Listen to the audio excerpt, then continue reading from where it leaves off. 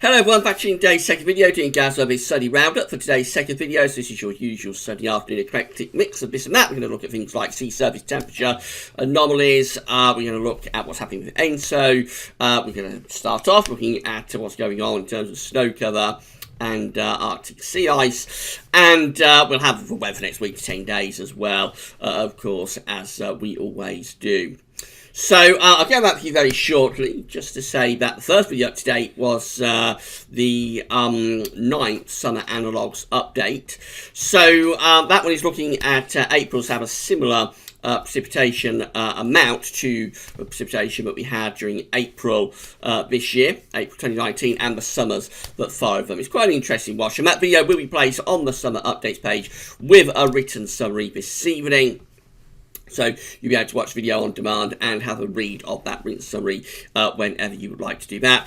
I've got a third video coming up later on this afternoon as well, or early this evening, and that will begin the countdown to the late spring bank holiday weekend. Right, let's get on with the Sunday Roundup then. So we're going to start off by having a look at Eurasian snow cover and Arctic sea ice. This is the very latest in terms of Eurasian snow cover. You can see that we are losing the snow cover very rapidly now across Russia and Siberia, as we often do. So the snow line has pulled right back into the middle of Siberia now, and even within the centre of that snowpack, we're getting holes appearing. The snow is rapidly thawing away. By the time we get through to July, we're going to see pretty much a whole of Russian Siberia snow-free, except over mountainous areas. We're also rapidly losing the snow cover across Scandinavia as well. There's still a little bit around, particularly across parts of Norway and also northern Sweden and over towards Finland. But that again, it's thawing out very quickly, as you'd expect it to. By the time you get through to the middle of the summer, it's just going to be the mountainous areas that continue to have snow cover down on lower levels in the middle of summer, and all of that snow will disappear. The yellow area, that's where we've got Arctic sea ice. So that's beginning the melt season for this year, of course. This is from the nsidc.org website. So we've got 3 lines here for Arctic sea ice. The grey line is the trend line over the last 30 years. The green dash line, that is the death spiral year of 2012. You remember in 2012 had a huge melt season, and it was nicknamed the death spiral because things became very, very grim in terms of Arctic sea ice during that summer and early autumn. And then the orange coloured line, that is this year. That's the melt season for 2019. Just beginning, of course, the melt season. Now, you'll notice that at the moment, for Arctic sea ice, we are actually under the death spiral year. We are actually under 2012. Which at this point in 2012 is actually very close to the 30-year average, very close to the grey line. Now, I wouldn't necessarily be overly concerned about that. It might not be an indication that we're going to have another death spiral, because if you just look at this point last year, so this is showing 2018's melt season, you'll see that at this point last year, we was actually more or less on a par with Arctic sea ice this point last year. And of course what happened last year is that eventually we pulled away from that death spiral year, so we was under 2012 for a little while, but then we sort of had convergence with the 2 years around the end of June, early July, and then through the rest of the summer and into the autumn of 2018 we actually see that the melt season wasn't anywhere near as bad last year as it was in 2012. We didn't get the death spiral last year. So just because we're under 2012 at the moment doesn't necessarily mean that's where we're going to end up when we get to the end of this melt season in September. Of course, it is possible that we will have another death spiral, but from where we are right now, that doesn't tell us a great deal about where we're going to finish up, other than it's probably going to be another pretty big melt season. I mean, last year was a big Arctic melt season as well.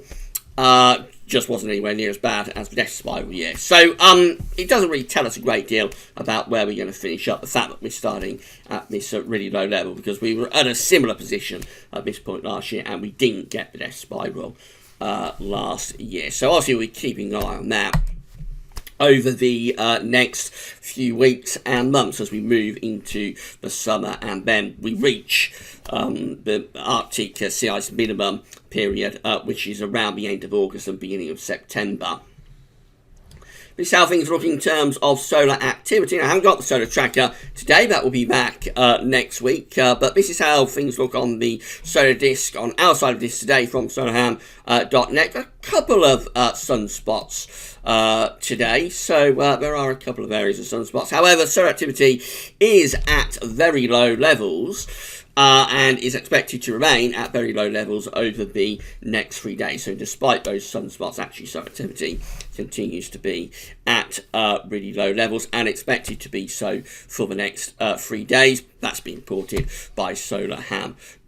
The solar tracker will be back next week. This is how the sea surface temperature anomalies were looking when we did last week's GWV Sunday Round Up. So we've got our 3 areas of interest. We've got the ENSO region, just there from Peru in South America to Indonesia over here. Got the Northern Pacific Ocean up there, and then got the North Atlantic Ocean over there. That's how things were looking when we did last week's GWV Sunday Round Up. This is how things are looking for this week, very latest. So dealing with the ENSO region, first of all, very little change really.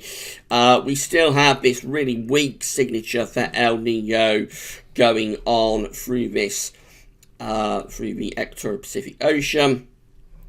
Over towards the eastern part of the Equatorial-Pacific Ocean, so kind of like over towards the Peruvian side, we've possibly seen a slight reduction in the temperature from last week to this week in the sea surface temperature anomalies, I should say. Possibly a slight reduction, but only very slight. We've still got a weak El Nino going on.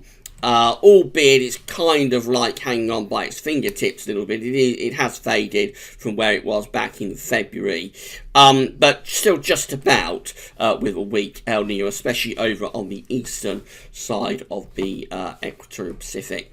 Further north, in the Northern Pacific Ocean, again, things remain very much the same. No real change, actually, up here over the past week. In the North Atlantic, again, let's have a look at how things were looking last week and then go forward how things are looking this week. So, again, very little change. I think looking quite stable. We've got this pretty cool area of sea surface temperature anomalies here in the northern part of the Atlantic Ocean. Further south, so this mid and tropical part of the Atlantic Ocean is fairly close to average, maybe a little bit warmer than average. So again, all looking very similar. You'll notice in the Mediterranean, the sea surface temperature anomalies there have gone very, very cool now. Really cool sea surface temperature anomalies there, and also going further north, even into the North Sea. Things looking quite cool. Those are really shallow waters. They're prone to rapid temperature changes with the weather. So we've been through a cool period, of course. Or quite a cold period actually over the past couple of weeks across much of Europe, and that's had an effect on those sea surface temperature anomalies in those shallow waters through the Mediterranean, round the Bay of Biscay into the North Sea. It's all a reflection of the cool weather that we've had. So if we get a spell of hot weather, those sea surface temperature anomalies will rapidly start to warm up as soon as we get some really hot weather going. It's these deeper waters, but are much slower to change in like the middle of the Atlantic Ocean, for example, or in the middle of the Pacific Ocean. They are much deeper waters, and so the changes are much slower that we get with those deeper waters, much more cyclical. And much more longer term sort of changes that we see within the deeper waters of the great oceans compared to like the Mediterranean and the North Sea, but notably colder than average with sea surface temperature anomalies at the moment through the Med. So if you're off to a Med holiday and you're planning a swim where you might have a little bit of a shock, it's not going to feel all that warm, I wouldn't have thought, in the Mediterranean Sea, at least until we start getting some hot weather going. This is how the SOI is looking. So the Southern Oscillation Index is an index that's reflecting the atmospheric state in the Southern Pacific Ocean. It's measuring the air pressures between Darwin in Australia and Tahiti in the central South Pacific. So when the SY is in its negative phase, then the atmosphere is in an El Nino type setup. When the SY is in a positive phase, then the atmosphere is in a La Nina, a cold event type setup. The SY is moving down actually a little bit at the moment. It's going a little bit more negative from where it was earlier in May. That's where it was earlier in May. That's where it is now. I have seen a bit of a drop in the SOI over the past few days. The reason that we've been getting some quite negative numbers, particularly in the last week or so. So, for example, we go to the 6th of May just here. This is from the Bureau of Meteorology, by the way, in Australia. Go to the 6th of May, we're at minus 5.04. So negative, but not too negative. But the 7th and the 8th of May go down to minus 13 and minus 14. So very negative numbers there, indicating a strong El Nino type setup in the atmosphere.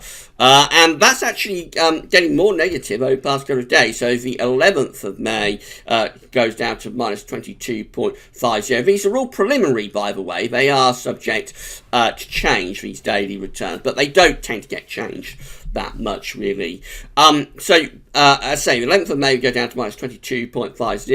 12th of May we go down to minus 21.74. That is an atmospheric setup. That's strongly indicative of El Nino, of a strong type of El Nino setup. So if that was to continue for a week or two, we would probably, going back to this chart, we would probably see the sea surface temperature anomalies becoming warmer here in the equatorial Pacific Ocean if this strong El Nino type atmospheric setup were to continue for a few days. At this point, you would normally expect it to be fading away from El Nino, sometimes going into a La Nina, even to a cold event. Often La Ninas tend to follow El Ninos. So you would not expect by now that we're starting to see this fading away. So quite interesting that we're going into middle of May and we're beginning to see a strengthening of the El Nino signature, certainly through the SOI. It's very, very uncertain where ENSO is going over the next few months. I have to say, really, really difficult to ascertain what's going to happen. It often is at this time of the year. We're at the spring predictability barrier, so-called, which is a more difficult time to be able to see where ENSO is going. But it is quite interesting that we've got to May. You would normally be expecting to be right at the very end of the El Nino event now, and we're beginning to see a strengthening of the SY, albeit only over a few days. So this could be a temporary sort of blip. We'll keep an eye on it, of course, in the coming weeks and months. Arctic oscillation observed and forecast next. So the black line here tells us where we've been with the Arctic oscillation. Red lines at the end where the GFS ensembles are forecasting the Arctic oscillation to go. Remember, this is just an index that's reflecting the atmospheric state. It's not driving anything. It just tells you what the atmosphere is doing in the Arctic. We have entered a prolonged negative phase of the Arctic oscillation.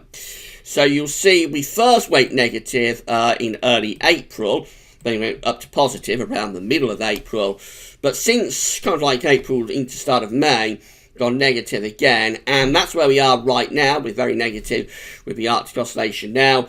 And we're going to stay negative with the Arctic oscillation if the GFS ensemble forecast is right. Anyway, we're going to stay negative until towards the end of May. So this is telling us we've got high pressure within the northern latitudes. It's always the weather that's forcing the index. So if the index has gone negative, that's happened because we've got appreciable levels of blocking in the northern latitudes, and that's the reason, just talking about it a moment ago, that we've had pretty cool or even cold weather across much of Europe over the past week or two. That's of course sent those sea surface temperature anomalies in the Mediterranean Sea and in the North Sea colder than average. That's happened because we got these appreciable levels of northern blocking, and we see that through the Arctic oscillation. And at the same time, the North Atlantic oscillation has also entered a prolonged negative phase. So the black line here again shows where we've been with the NAO, but red lines at the end where the GFS ensembles are forecasting the NAO to go. So we're in an extended positive phase of the NAO throughout the whole of the winter. We only had around sort of 5 days of negativity of the NAO sometime around New Year. Other than that, really from November through to April, we're just continuously positive with the NAO, but it's gone negative and it looks like it's staying negative as well. So that's where we are right now. Again, in very negative territory with the NAO and the GFS ensembles. These red lines here forecasting that the NAO is going to stay negative through to the end of the month, really. So it looks like May is going to be a negative AO and NAO month. So very different type pattern compared to what we've had for a really, really long time. Now, one of the reasons we may have gone negative with the NAO is what's happened in the stratosphere over the North Pole. This is from weatheriscool.com. I did a blog post about this a couple of days ago. I just wanted to feature it in the video and talk about it a little bit in the Sunday Roundup. So there's lots of different lines on this chart. Can't go through all of them. The main ones of interest are the black line, which is the trend line, depicting the strength of the zonal winds at 10 HPA in the stratosphere over the North Pole. Obviously, we are in a period of the year when you would expect to have the zonal winds into reverse. We've lost the polar vortex, so you would expect to have a weakened zonal wind at this point and continuing into the summer before it starts to strengthen along with the reformation of the polar vortex as it begins to go colder over the North Pole in August. But for now, you expect the zonal winds to be in reverse, so that's not particularly unusual. In fact, it's not unusual at all for this point of the year. The blue line shows how the stratospheric temperature has been performing through this season. So, well, how the zonal winds, I should say, have been performing through this season. Although the zonal winds are very much impacted by those stratospheric temperatures anyway. But the blue line shows how the zonal winds have been performing through this season. So you see the zonal winds went into reverse when we had a sudden stratospheric warming around New Year. After that, though, the zonal winds went really strong. And actually, as we went through into March, by the time we got through to like late February into March, the zonal winds were virtually at record-breaking strong levels. You see that by how high this blue line is going. Dates are along the bottom, of course, of the chart. So you can see that February, March time, the zonal winds were virtually at record-breakingly strong levels. Now, you would expect from that you will get a weakening, but you expect it to be rather gradual. What's happened with this season is that the weakening of the zonal winds happened very rapidly from that really high point that we had in March to where we are in early May, which is virtually at record weak levels with the zonal winds. So again, the black line shows that we should be in reverse with the zonal winds as we lose the polar vortex at this point of the year, but we shouldn't be as weakened, if you see what I mean, as we are at the moment with the zonal winds. So I think what could have happened here is that we went from such a strong level with the zonal winds around March to such a weak level with the zonal winds right now into May. But what's possibly happened is that this has almost had a sudden stratospheric warming type effect on the atmosphere, and that could be what's responsible, at least partly, for the high levels of northern blocking that we've got at the moment and sending the AO and the NAO both crashing into very negative territory. It could have happened, at least partly, because the zonal winds have weakened so dramatically from almost record-breakingly strong to almost record-breakingly weak over a relatively short time frame. We're only talking about a few weeks that this crash in the zonal winds has happened. Now, this has happened before in other years, so I'll just show you a couple of years where we had a similar crash in the zonal winds. This is showing showing last year, first of all. So you'll see at this point, this is where we are right now with this year's zonal winds. So we're down there again, virtually record record-breakingly weak levels. Where we was at this point last year was around 30-year trend. So yes, the zonal winds were in reverse at this point last year, but only just, nowhere near as weakened as they are this year. So that's how things were looking at this point in 2018. Now this is a year where we did have a similar type crash in the zonal winds from a high level. This is 1997. So again, you'll see that around March 1997, and that's indicated by the blue line on this chart, by the way. This year is the red line, 2019 is the red line. You'll see that at this point in 1997, the zone, in March 1997, I should say, the zonal winds were at record-breaking strong levels, pretty much. Then you see how the blue line drops dramatically through April and into May, reaching this point during May 1997. That was also quite a cool and quite an unsettled May in 1997. So there are similarities between the weather pattern that we've had in this May and May 1997. There was some famous snow in snowfalls in May 1997. Summer was quite interesting because it started off very cool, well, quite cool and very wet in June 1997, but it got really hot as we got to August 1997. So, of course, the weather never repeats itself exactly compared to previous years, but it is the idea that just because we've got this northern block in a relatively cool weather that we've got at the moment, or we've had at the moment, it doesn't mean that by the time we get through to August, we'll still be in the same type of setup. Another year with a similar crash was 2011.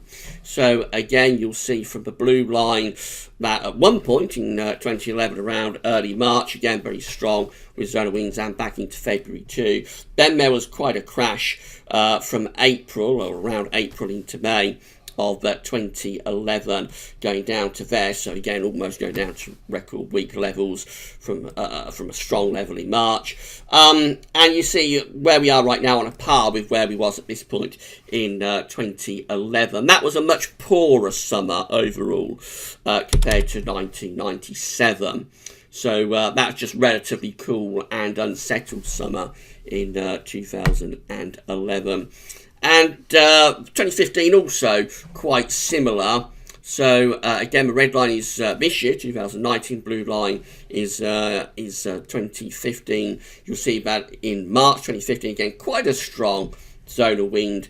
Then a big drop out into April with the zonal winds, and that's where we are right now, where we was at this point in 2015. That was another pretty poor summer. It did have a very hot spell, just one really hot spell for around 2 or 3 days at the very end of June and the start of July 2015. But other than that, the rest of the summer, or the whole of the summer really, was cool and quite unsettled. So anyway, I think partly what's responsible for this northern blocking that we are seeing at the moment is this crash that's taking place within the zonal winds. And I suppose we've just got to wait for this to work its way through the system. It seems like it's set up kind of like an effect that you get after sudden stratospheric warming in some ways. So eventually the northern blocking will ease off, but for the time being, it possibly is going to stay in effect. Certainly that's what we see from the AO and NAO forecast there, but they're both forecast to stay pretty negative. Right, let's have a look at some of the weather then. And we're going to start off with GFS temperature and precipitation ensembles. So red line here is the 30-year upper air temperature average for Manchester. Starting off quite cool at the moment. Temperatures are going to be lifting up a little bit over the next few days, actually. We're going to get a nice area of high pressure building in for a few days. And that's going to give us a mainly dry spell of weather as well. You see from the precipitation side of the ensemble graph, loads of dry weather coming up for the next sort of 4 or 5 days. Then temperatures look like they stay as we go into the sort of the third week of May, and then move into the sort of final week of the month. Looks like the upper air temperatures are staying a little bit above average, actually staying above the red line, but it becomes much more unsettled. Look at all these precipitation spikes reappearing from around Friday. That's when we start to bring in some rain on Friday, and then after that it does look quite unsettled, I have to say, as we're going through the rest of the third week into the final week of May. Plenty of precipitation spikes showing up there. So although the temperatures look like they're going to get a little bit of a boost actually over the next week or two, certainly in terms of the upper air temperatures, the price to pay for that could well be quite a lot of rain. Temperature anomalies on the 12th to the 20th of May coming out a little bit cooler than average for England and Wales, but warmer than average or milder than average across Scotland. Still, generally, I think most parts of the country are a bit on the cool side from the 12th to the 20th of May. Most parts of Europe also looking quite cool as well, although it is beginning to warm up now across Scandinavia. Precipitation anomalies from the 12th to the 20th of May.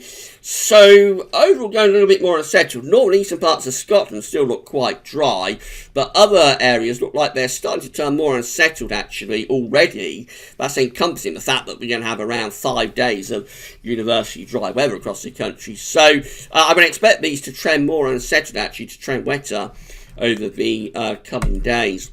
This is how the GFS operational run was looking for Wednesday. High pressure in over top of the country on Wednesday, bringing loads of dry, fine and pretty warm weather. It's not going to be a heat wave, but in the May sunshine, very strong sun at this point of the year, of course, going to feel quite warm. Now, as we go into the second half of the week, that low pressure starts to move further northwards. That begins to allow this east to northeasterly wind to come in.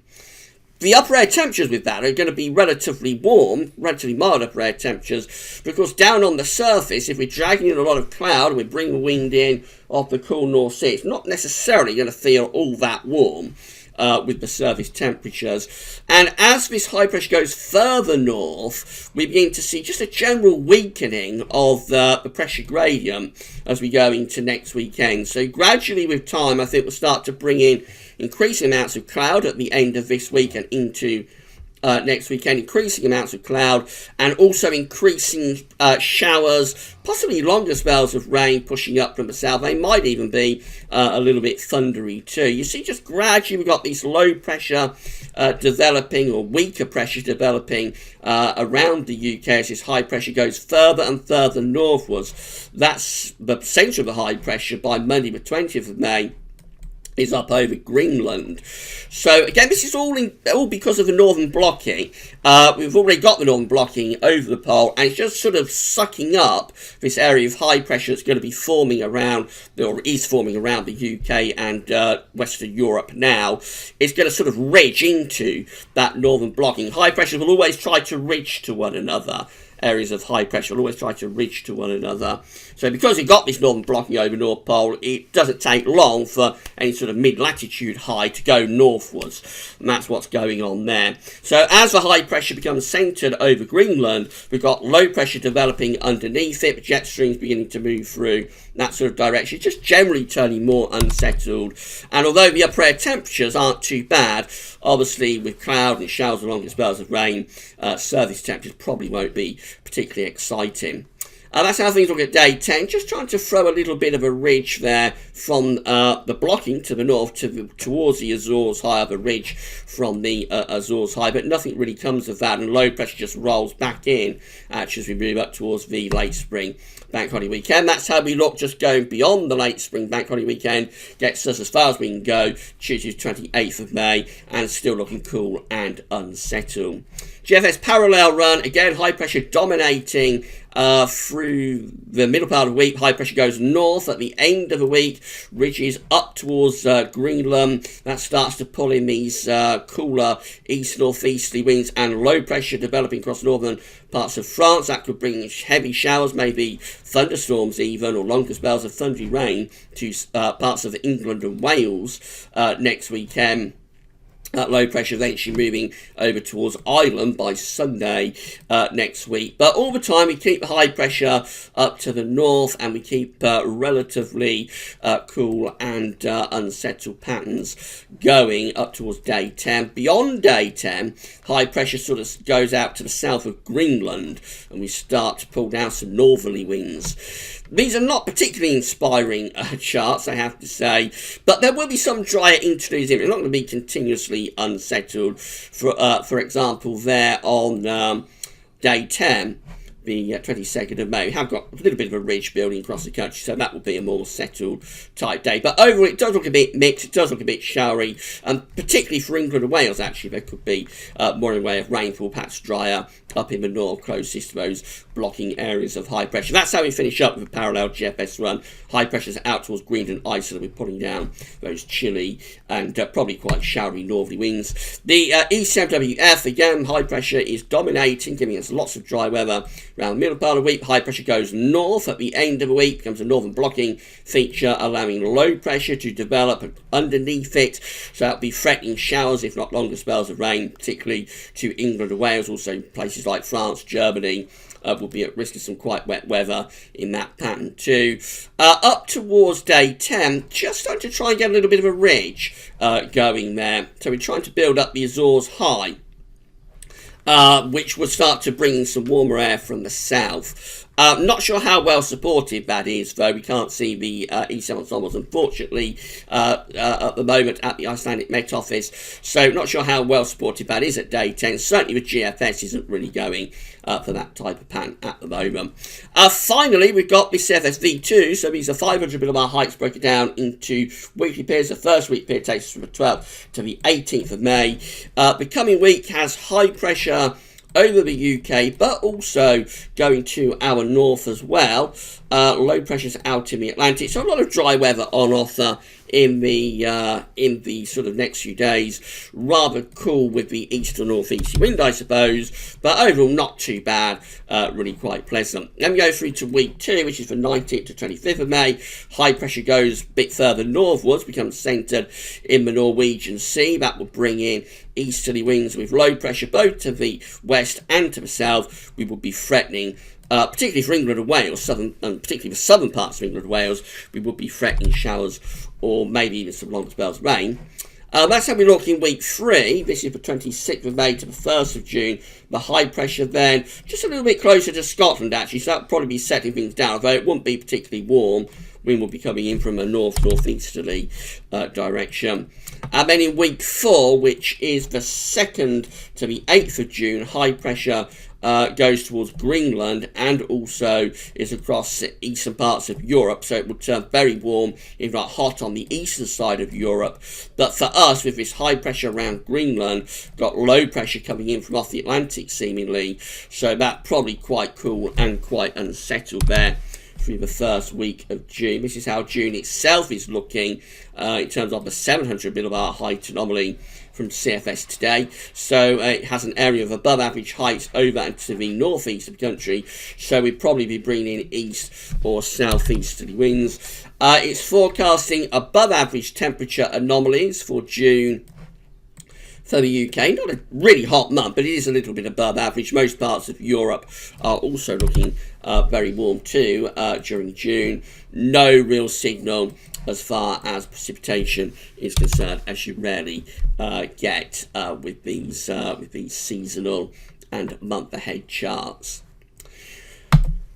And then finally, if you are enjoying the video content at the moment at GWV, please can you consider becoming a patron for GWV. So we've got 61 patrons so far. Hello and big thank you to all 61 of our patrons. If you'd like to become a patron for GWV and help pay for the website and keep content online, then all you need to do is come to GWV's Patreon page, sign up for a Patreon account, and then you can give an ongoing monthly donation to GWV. It can be anything from $1 a month upwards. You'll pool in with the 61 other patrons, and you'll get a mention in the videos. We'll say thank you so much for becoming a patron for Gaz Weathervids. Alternatively, you can give a one-off donation through PayPal. And that's really simple. Just come to GWV's PayPal page, sign into your PayPal account, and you can give a one-off donation to GWV. Again, you get a shout out in the videos. We'll say thank you so much for your kindness for doing that, and you'll get a mention in the vid. So either you can become a patron or do it through PayPal. Either way, you'll get that mention in the videos, and you'll be helping us to pay for website and keep content online. We are primarily as funded and will be remaining, so we're not going to be going behind paywalls or anything like that. We just need to look for extra revenue streams because the revenue we get from advertisements is declining year on year for several different reasons, but I won't go into now. So big thank you to all of the patrons, big thank you to all of the donors for Gav's Weather Vids. Right, that's it for the Gav's Weather Vids Sunday Roundup for this week. We'll be back with it next week, of course. Don't forget to check out those summer analogs. We're nearly at the end of the summer updates now, just a couple of weeks to go, and then we'll be releasing the summer forecast. Come back later on to have a read of a written summary for that video. And of course, later on today, also we're going to have the beginning of the countdown to the late spring bank holiday weekend. We've only just finished with the May Day bank holiday weekend, but here we go again. We're going to be counting down to another bank holiday, and we're going to be starting that this evening. So come back for that then. But that's all for now, and thanks for watching.